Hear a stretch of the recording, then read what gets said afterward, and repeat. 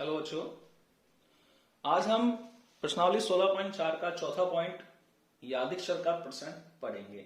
देखिए, प्रश्न के बारे में हम 11वीं कक्षा में भी अच्छे से पढ़ के आ चुके हैं। प्रश्न और मानक विचलन, ये दो टॉपिक हमने 11वीं क्लास में भी पढ़े हैं।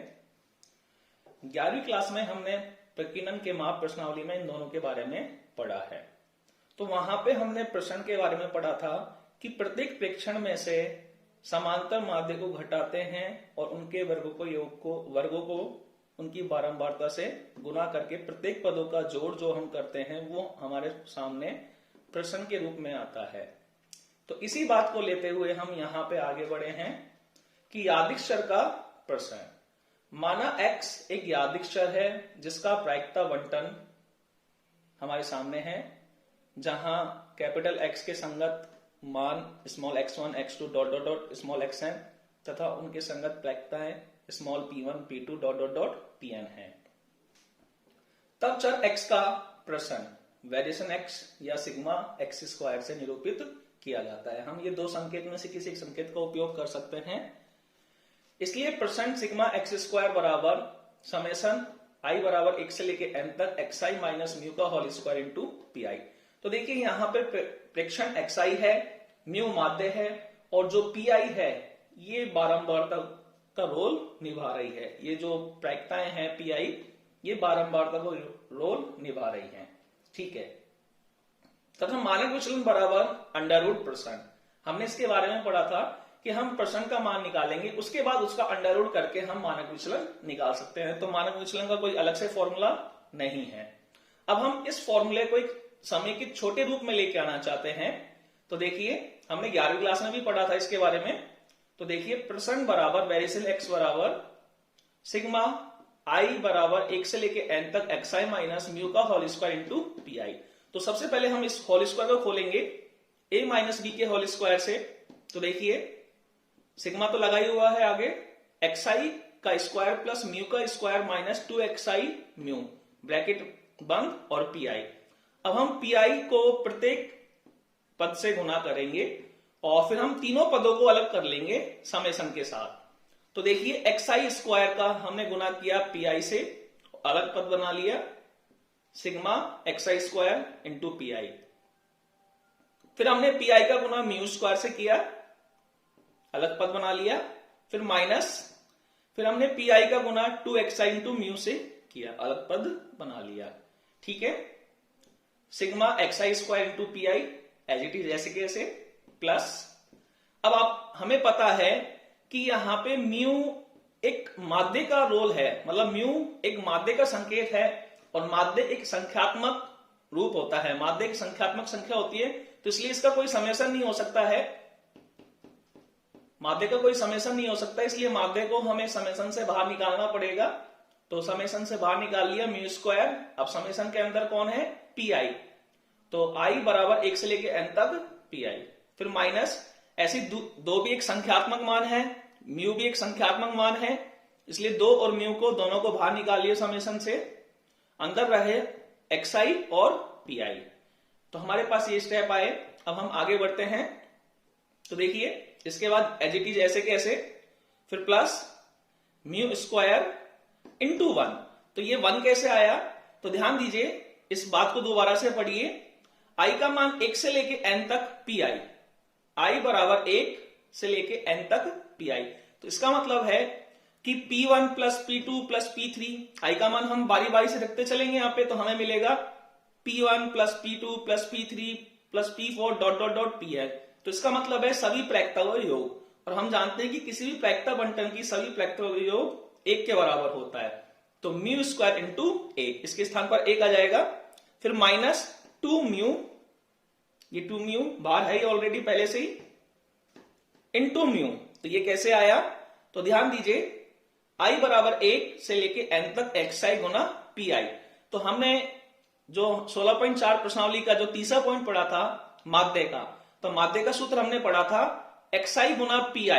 मतलब यादिक्षर के प्रत्येक मान को उसकी संगत प्रायिकता से गुना कर जोड़ा जाए तो हमें माध्य मिलता है, जिसका हमने समेकित रूप ये पढ़ा था i बराबर 1 से लेके n xi गुना पी। तो हमने इसके स्थान पर माध्य का संकेत रख दिया म्यू, क्योंकि हम यहाँ पे माध्य का संकेत म्यू ले रहे हैं। ठीक है, ये एज इट इज ऐसे कैसे, तो ध्यान दीजिए ये दो माइनस के 2 म्यू स्क्वायर हो गए और ये प्लस का म्यू स्क्वायर, तो माइनस के 2 म्यू स्क्वायर में से प्लस का म्यू स्क्वायर गया तो माइनस का म्यू स्क्वायर बचा। ठीक है, ये एज इट इज ऐसे के ऐसे। अब म्यू का मतलब है माध्य, और माध्य का मतलब, माध्य का सूत्र ये होता है, हमने इसके स्थान पर ही म्यू लिखा था, तो ये माध्य का फॉर्मूला है xi गुना pi का समेशन। तो हम वापस से माध्य के स्थान पर, म्यू के स्थान पर वापस इसको लिख सकते हैं, इस बात को लिख सकते हैं। तो हमने माध्य म्यू के स्थान पर लिख दिया समेशन xi गुना pi। माध्य पर स्क्वायर लग रहा है तो इस फॉर्मूले पर भी स्क्वायर लग जाएगा। ठीक है, तो ये हमारा एक फॉर्मूला निकल के आया। अब इसको हम समेकित रूप में दर्शा सकते हैं। तो ध्यान दीजिए, यहां पे हमने xi स्क्वायर इंटू पी को दर्शाया ex स्क्वायर से, और माइनस देखिए माध्य को हम ex से भी व्यक्त करते हैं, तो सिग्मा xi गुना पी का सूत्र जो संकेत है म्यू के अलावा ex भी होता है, तो हमने इसके स्थान पर ex रख दिया और स्क्वायर लग रहा है तो स्क्वायर। तो अतः हमारा जो प्रश्न का फॉर्मूला होगा ex स्क्वायर माइनस ex का होल स्क्वायर। तो ध्यान दीजिए, ज्यादा कंफ्यूजन इसी में होता है कि ex स्क्वायर क्या है। तो ex स्क्वायर का मतलब माध्य की तरह ही होता है, बस इसमें x का स्क्वायर होता है। ex स्क्वायर का मतलब होता है summation x square into P, और ex का मतलब होता है, ये माध्य का सूत्र है xi इंटू पी। बस यहां पे x स्क्वायर लग रहा है, इसलिए यहां पे x में स्क्वायर होगा। ठीक है, तो ये प्रश्न के बारे में हमने फॉर्मूला पढ़ा है। प्रश्न का फॉर्मूला हमें यही लेके चलना है। ठीक है, अब हम इससे संबंधित प्रश्न और उदाहरण करेंगे। उदाहरण नंबर 28 प्रश्न से संबंधित उदाहरण है ये। तो ध्यान दीजिए, दो पासों को एक साथ उछाला गया है। यदि x अंक 6 प्राप्त करने की संख्याओं को व्यक्त करता हो तो x का परसेंट ज्ञात करिए। ठीक है, देखिए इस तरह के सवाल हमने पहले ही पढ़े हैं। हमने यादृच्छिक चर x का प्रायिकता बंटन निकाला है, फिर उसके बाद माध्य निकाला है, फिर उसके बाद हम आज प्रश्न निकालेंगे। तो ये तीनों स्टेप कंटिन्यू होने चाहिए। सबसे पहले यादृच्छिक चर का हम प्रायिकता बंटन निकालेंगे, फिर उसके बाद माध्य निकालेंगे, फिर उसके बाद प्रश्न निकालेंगे। तो ध्यान दीजिए उत्तर की तरफ। तो मैं आपको पहले भी एक बात बता चुका हूं कि पासों को उछालना और सिक्कों को उछालने की जो प्रयोग होता है, इनमें किसी घटना की प्रायिकता हर प्रयोग में समान रहती है। तो इसी तरह यहां पे एक पासे को एक बार फेंकने पर अंक 6 आने की प्रायिकता 1/6 है, और अंक 6 नहीं आने की प्रायिकता 5/6 है। हम यहाँ पे एक पासे को एक बार फेंक रहे हैं, यदि हम इसी पासे को दूसरी बार फेंकें तो भी अंक आने की प्रायिकता 1/6 होगी और अंक नहीं आने की प्रायिकता 5/6 होगी। तो देखिए, दो पासों को एक बार फेंकना चाहे एक पासे को दो बार फेंकना, दोनों स्थितियां समान बनाते हैं। प्रश्नानुसार x जो है अंक 6 प्राप्त करने की संख्या को व्यक्त कर रहा है, तो इसलिए x के मान क्या होंगे, 0, 1 व 2 होंगे। कैसे, देखिए हम यहाँ पे दो पासों को फेंक रहे हैं। मान लीजिए दोनों पासों को फेंकने पर हमारे पास एक भी अंक 6 नहीं आया, तो x का मान 0 हुआ। दोनों पासों को फेंकने पर मान लीजिए किसी एक पासे पर अंक 6 आ गया, तो x का मान 1 हो गया। और मान लीजिए दोनों पासों को फेंकने पर दोनों पर अंक 6 आया, तो x का मान 2 होगा। तो इसलिए x के मान 0, 1 व 2 होंगे। अब हम x बराबर 0 की प्रायिकता निकाल रहे हैं। x बराबर 0 का मतलब है दोनों पासों पर अंक 6 नहीं आया है, तो इसलिए देखिए पहले पासे पर अंक 6 नहीं आया है, तो अंक 6 नहीं आने की प्रायिकता 5/6 है। 5/6 चूंकि काम पूरा नहीं हुआ है इसलिए गुना का निशान। अब दूसरे पासे पर भी अंक 6 नहीं आया है, तो उसकी प्रायिकता 5/6, तो कुल 25/36। x बराबर 0 की प्रायिकता 25/36। अब हम x बराबर 1 की प्रायिकता निकालेंगे। देखिए x बराबर 1 का मतलब क्या है, एक पासे पर अंक 6 आना। अब हो सकता है पहले पासे पर अंक 6 आया हो या दूसरे पासे पर अंक 6 आया हो, तो हमें दोनों स्थितियां लेके चलनी पड़ेगी। तो देखिए पहली स्थिति, पहले पासे पर अंक 6 आया तो उसकी प्रायिकता 1/6 गुना दूसरे पासे पर अंक 6 नहीं आया तो उसकी प्रायिकता 5/6। या दूसरी स्थिति ये बन रही है, या का मतलब प्लस, तो दूसरी स्थिति ये बनेगी कि अब की बार पहले पासे पर अंक 6 नहीं आया तो उसकी प्रायिकता 5/6 गुना दूसरे पासे पर अंक 6 आया तो उसकी प्रायिकता 1/6। तो x बराबर 1 का मतलब एक पासे पर अंक 6 आना, तो पहले पासे पर आ सकता है या दूसरे पासे पर आ सकता है। तो ये दो स्थितियां बनेगी, तो हमारे पास परिणाम आया 10/36। तो x बराबर 1 की प्रायिकता 10/36। अब हम x बराबर 2 की प्रायिकता निकाल रहे हैं। x बराबर 2 का मतलब है दोनों पासों पर अंक 6 आया है। तो दोनों पासों पर जब अंक 6 आया है तो पहले पासे पर भी अंक 6 आया है तो उसकी प्रायिकता 1/6 गुना दूसरे पासे पर भी अंक 6 है उसकी प्रायिकता 1/6 बराबर 1/36। आप इस सवाल को दो पासों की उछाल की सहायता से भी कर सकते हैं, जैसा किताब में उदाहरण 28 को किया गया है उस तरह से भी कर सकते हैं। ठीक है, अब हम इसके बाद प्रायिकता बंटन बना रहे हैं। तो x के मान 0, 1, 2 हैं और उनके संगत x बराबर 0 की प्रायिकता 25/36 है, x बराबर 1 की प्रायिकता 10/36 है और x बराबर 2 की प्रायिकता 1/36। ठीक है, अब हमें परसेंट निकालना है, तो एक बार हम परसेंट के सूत्र की तरफ ध्यान देते हैं। EX² माइनस EX का होल स्क्वायर, तो हमें ये बिंदु चाहिए, इनके मान चाहिए हमें। तो देखिए हम प्रायिकता बंटन से निकालेंगे। तो सबसे पहले हम माध्य निकालते हैं, तब माध्य। माध्य का संकेत EX होता है और हमें पता है कैसे निकालते हैं कि x के संगत मानों और उनकी संगत प्रायिकताओं के गुणनफल का योग ही माध्य होता है। तो 0 को हमने 25/36 से गुना किया, फिर प्लस 1 को हमने 10/36 से गुना किया, फिर प्लस 2 को 1/36 से गुना किया। तो कैलकुलेट करने पर आंसर आया 12/36। तो इस तरह से हमारे पास माध्य EX बराबर आ गया 12/36। अब हम EX² निकालेंगे क्योंकि प्रश्न के सूत्र में EX² आ रहा है, तो हम EX² निकालेंगे। तो देखिए हमने EX² के बारे में पढ़ा है, सिग्मा xi² इंटू PI। इसका मतलब है कि प्रत्येक x के मान का स्क्वायर करके उसके संगत उसकी प्रायिकता से गुणा करना है और फिर प्रत्येक पदों को जोड़ना है। तो देखिए xi का मतलब यहां पे 0, 1, 2 है और PI का मतलब इनकी प्रायिकताएं हैं। तो xi² का मतलब है 0 का स्क्वायर किया फिर उसकी प्रायिकता से गुणा किया, तो 0 का स्क्वायर गुना 25/36, फिर प्लस, फिर 1 का स्क्वायर गुना 10/36, फिर प्लस 2 का स्क्वायर गुना 1/36। तो इस तरह से हमने EX² निकाला, तो कैलकुलेट किया, आंसर आया 14/36। अतः प्रश्न, तो हम प्रश्न के सूत्र में मान रखेंगे सिग्मा x² बराबर EX² माइनस EX का होल स्क्वायर। तो EX² हमने निकाला 14/36 रखा, फिर माइनस EX का होल स्क्वायर रखा 12/36, तो 12/36 का स्क्वायर। तो कैलकुलेट करेंगे, आंसर आएगा 5/18। उदाहरण नंबर 29, प्रथम 6 धन पूर्णांकों में से 2 संख्याएं यादृच्छा बिना प्रतिस्थापन चुनी जाती है। बिना प्रतिस्थापन का मतलब पहली संख्या चुन ली, फिर उसको वापस नहीं रखा, फिर दूसरी संख्या चुन रहे हैं।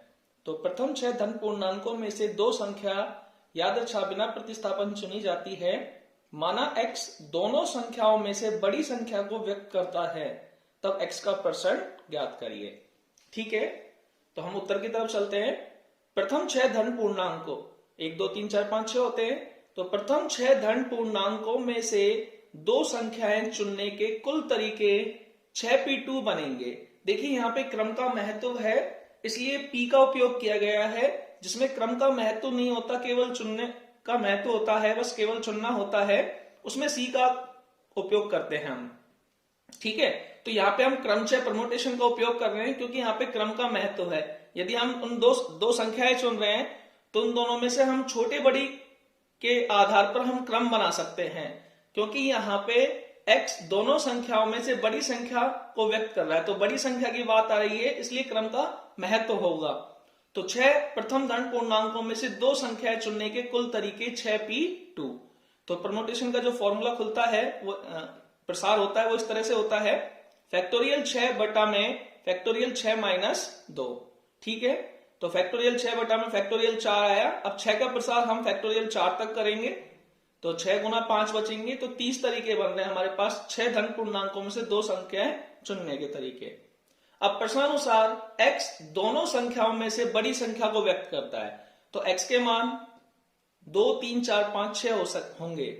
देखिए x का मान 1 इसलिए नहीं आएगा क्योंकि प्रथम 6 धन पूर्णांकों में से 1 से लेकर 6 तक प्रथम धन 6 पूर्णांक है, तो 1 किसी से भी बड़ा नहीं है, और x दो संख्याओं के चुनाव में से बड़ी संख्या को व्यक्त कर रहा है, तो 1 किसी से भी बड़ा नहीं है, इसलिए x के मान 2 से स्टार्ट होंगे, 2, 3, 4, 5, 6।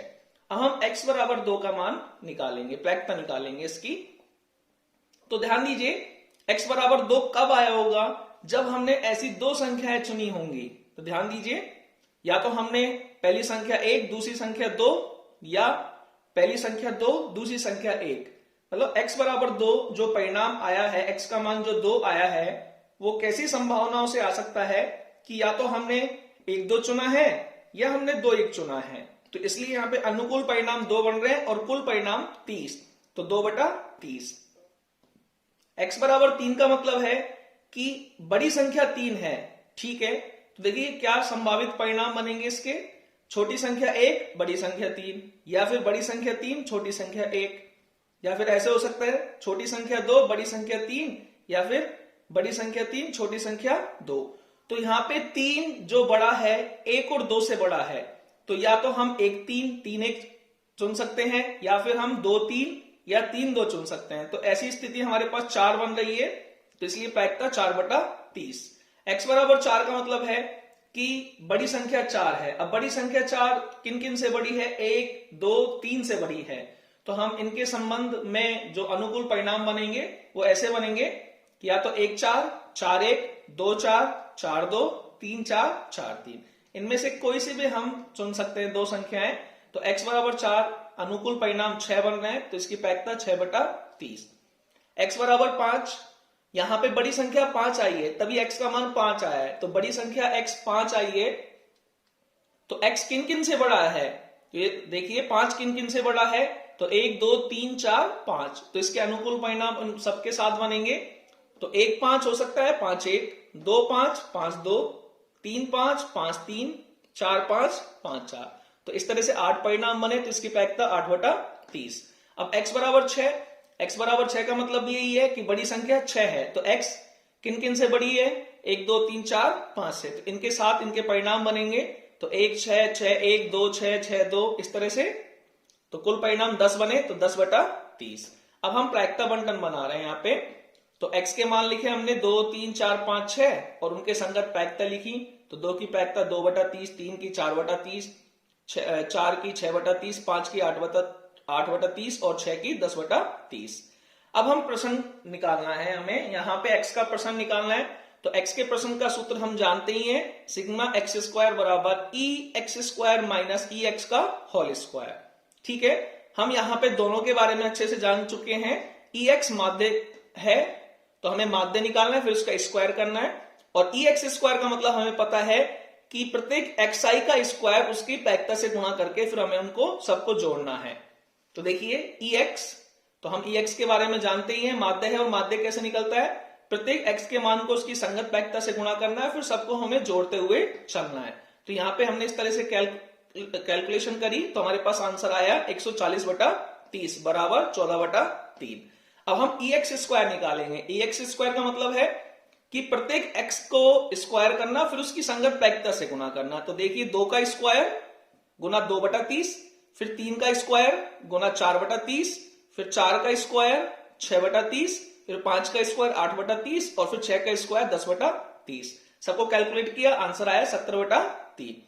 तो हमने फॉर्मूले में रखा, प्रश्न के फॉर्मूले में ex स्क्वायर का मान रखा 70/3 माइनस ex का मान रखा 14/3, इसका स्क्वायर तो स्क्वायर, तो कैलकुलेट किया, आंसर आया 14/9।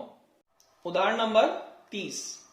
एक कक्षा में 15 छात्र हैं जिनकी आयु 14, 17, 15, 16, 14, 21, 17, 19, 20, 16, 18, 20, 17, 16, 19 व 20 वर्ष है। हमें 15 छात्रों की आयु दी हुई है। ठीक है, एक छात्र को इस प्रकार चुना गया कि प्रत्येक छात्र के चुने जाने की संभावना समान है तथा चुने गए छात्र की आयु x को लिखा गया है। यहाँ पे x जो है छात्र की आयु से व्यक्त किया जाएगा। यादृच्छिक चर x का प्रायिकता बंटन क्या है, हमें प्रायिकता बंटन निकालना है। x का माध्य प्रसरण व मानक विचलन, हमें x का माध्य प्रसरण व मानक विचलन भी निकालना है। ठीक है, तो उत्तर की तरफ चलते हैं। प्रश्नानुसार x छात्र की आयु को व्यक्त कर रहा है, इसलिए x के मान 14, 15, 16, 17, 18, 19, 20 व 21 होंगे। देखो x जो है छात्र की आयु से व्यक्त हो रहा है। ठीक है, तो हम आयु की तरफ चलते हैं। हमें 15 छात्रों की आयु ये दी हुई है, तो हम इनकी छोटी सी सारणी बना लेते हैं ताकि हमें इनकी बारंबारताओं को देखने में आसानी हो जाएगी। तो देखिए हमारे पास 14 वर्ष के छात्र 2 हैं, इसलिए 14 की बारंबारता 2। 15 वर्ष के छात्र 1 हैं, 16 वर्ष के 2 हैं, 17 वर्ष के 3 छात्र हैं, 18 वर्ष के 1 छात्र हैं, 19 वर्ष का 2 छात्र, 20 वर्ष के 3 और 21 वर्ष का 1। इन सबकी बारंबारता का योग 15 आएगा क्योंकि हमारे पास 15 छात्र हैं और हमारे पास ये उम्र के मतलब इस वर्ष के हमारे पास ये छात्र। तो हमने ये छोटी सारणी बना ली, इसको प्रश्न में बनाना, उत्तर में बनाना जरूरी नहीं है, ये केवल अपनी सुविधा के लिए है। ठीक है, तो इसलिए x के मान, तो हमारे पास आयु 14 से लेकर 21 वर्ष तक है, तो x जो है छात्र की आयु को व्यक्त कर रहा है, इसलिए x के मान हमारे पास 14, 15, 16, 17, 18, 19, 20 व 21 होंगे। अब हम x बराबर 14 की प्रायिकता निकाल रहे हैं। x बराबर 14 का मतलब है हमारे पास 14 वर्ष वाला छात्र हाथ में आया है, मतलब यादृच्छिक चुना गया है। तो 14 वर्ष के छात्र कितने हमारे पास 2, तो इसलिए इसकी प्रायिकता 2/15, क्योंकि हमारे पास अनुकूल परिणाम 2 है और कुल छात्र 15 है, इसलिए कुल परिणाम 15 है। तो x बराबर 14 की प्रायिकता 2/15। x बराबर 15 वर्ष के छात्र की, तो हमारे पास एक ही है, तो इसलिए इसकी प्रायिकता 1/15। x बराबर 16, इसके हमारे पास 2 छात्र हैं, तो इसकी प्रायिकता 2/15। x बराबर 17 वाला, तो हमारे पास ऐसे छात्र 3 हैं, तो इसकी प्रायिकता 3/15। x बराबर 18, तो हमारे पास छात्र यहाँ पे एक ही है, तो इसकी प्रायिकता 1/15। x बराबर 19, छात्र 2 हैं हमारे पास, तो इसकी प्रायिकता 2/15। x बराबर 20, तो छात्र 3 है हमारे पास, तो इसकी प्रायिकता 3/15 और x बराबर 21, छात्र एक ही है हमारे पास, तो इसकी प्रायिकता 1/15। इसलिए अब हम प्रायिकता बंटन बनाते हैं। तो देखिए x के सभी मान लिख लिए हमने, 14, 15, 16, 17, 18, 19, 20, 21 और उनके संगत प्रायिकताएं लिख ली। तो ये हमारा प्रायिकता बंटन बन चुका है। अब हम इस प्रायिकता बंटन की सहायता से माध्य निकालते हैं। तो माध्य EX बराबर, हम जानते हैं माध्य के बारे में कि माध्य किसके बराबर होता है, संगत x के मानों को उसकी प्रायिकताओं से गुणा करते हैं, फिर उन सभी को हम जोड़ते हुए चलते हैं, तो उन सभी का योगफल हमारे पास माध्य होता है। तो 14 गुना 2/15 प्लस 15 गुना 1/15, 16 गुना 2/15, 17 गुना 3/15, फिर 18 गुना 1/15, 19 गुना 1/15, 20 गुना 30/15, 21 गुना 1/15। तो सबको कैलकुलेट किया। यहां ध्यान दीजिए, जब भी हम माध्य निकालते हैं तो सबका जो लघुत्तम होता है वो समान होता है, तो इसलिए हम क्या करते हैं, ऊपर की संख्या को गुना करके उन सभी को जोड़ लेते हैं। तो इसमें क्या है, जोड़ने में आसानी होती है क्योंकि सबका लघुत्तम समान होता है। तो सबको गुणा करके जोड़ने पर आया हमारे पास 263/15। अब हम EX² निकालेंगे, क्योंकि प्रश्न का जो फॉर्मूला होता है EX² माइनस EX का होल स्क्वायर होता है। तो हमने EX को निकाल लिया है, अब हमें EX² निकालना है। तो EX² का मतलब है x के मानों का स्क्वायर कर उसको उसकी संगत प्रायिकता से गुना करना है, फिर प्रत्येक मान को जोड़ते हुए चलना है। तो 14 का स्क्वायर गुना 2/15, 15 का स्क्वायर 1/15, 16 का स्क्वायर 2/15, 17 का स्क्वायर 3/15, 18 का स्क्वायर 1/15, 19 का स्क्वायर 1/15, 20 का स्क्वायर 3/15 और 21 का स्क्वायर 1/15। तो यहाँ पे भी लघुत्तम सबका समान है, तो ऊपर की संख्याओं का स्क्वायर करके उनको गुणा करके सभी को जोड़ना है। तो 4683/15। अतः परसेंट ई सिग्मा x² बराबर EX² माइनस EX का होल स्क्वायर। तो EX² का मान रखा 4683/15 माइनस EX का मान रखा, EX का मान है 263/15, EX पर स्क्वायर हो रहा था, इस मान पर भी स्क्वायर हुआ। ठीक है, अब हमने कैलकुलेट किया तो हमारे पास आंसर आया 1076/225। अब हम जानते हैं मानक विचलन जो होता है प्रश्न का अंडर रूट होता है। तो प्रश्न का मान हमारे पास यहाँ पे 1076/225 है, तो 1076 में 225 का अंडर रूट निकालेंगे, वही हमारा मानक विचलन होगा। तो यहाँ पे मानक विचलन है 2.186।